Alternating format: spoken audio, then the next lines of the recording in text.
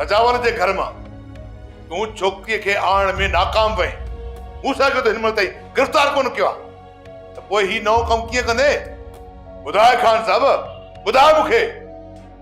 या खणी सिधी ॻाल्हि कर, जेका हॾी मूं तोखे विधी हुई उहा हाणे हज़म थी वई आहे। बस नवाब खान बस, तव्हांखे मुंहिंजी तज़लील करण जी का बि इजाज़त न आहे। न मां तव्हांजो हारी आहियां ऐं न वरी काराओ कमदार जो तव्हांजे इशारनि ते वतां नचंदो ऐं टुकंदो।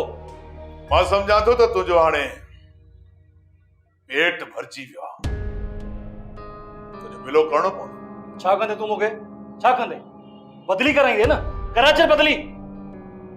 पर हाणे मां तुंहिंजे चवण ते कंहिं बि मज़लूम मथां ज़ुल्म कोन कंदुसि ऐं न ई वरी तोखे करण ॾींदुसि। तूं रोकी दे मूंखे, तूं रोकी दे। मुंहिंजे साम्हूं हैसियत छा आहे? हिन वक़्तु जंहिं तूं थाणे ते आहीं न, वो मुंहिंजे रहम ऐं करम जे करे आई, न त हिकिड़ी फोन कॉल ते तूं ॻोल्हियो कोन लभंदे। इहो ज़ोर बि लाए ॾिस नवाब खान। मूंखे ख़बर आहे त हिन वक़्तु जेको तूं कुॾी थो न, उहो सजावल जे गुलनि ते कुॾी थो, पर इहो बि तुंहिंजे लाइ कुझु कोन करे सघंदो।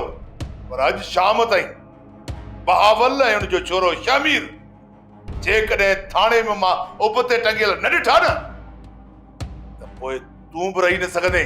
मुंहिंजी हिकिड़ी ॻाल्हि कन खोले ॿुधी छॾ नवाब खान। हाणे मां हिते जेतिरा ॾींहं पवंदुसि न, कानून जी लताड़ करण कंहिंखे बि कोन ॾींदुसि। कानून जे दायरे में रही कमु कंदुसि, न वरी ॿिए कंहिंखे कानून जी लताड़ जी इजाज़त ॾींदुसि। सम्झी वए न?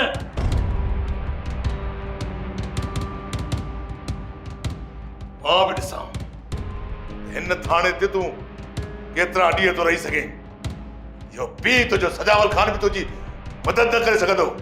सोप सीरियल तकरार तमाम एपिसोड ॾिसो हाणे HD क्वालिटी में। विजिट कयो असांजो YouTube channel Sindh TV HD drama.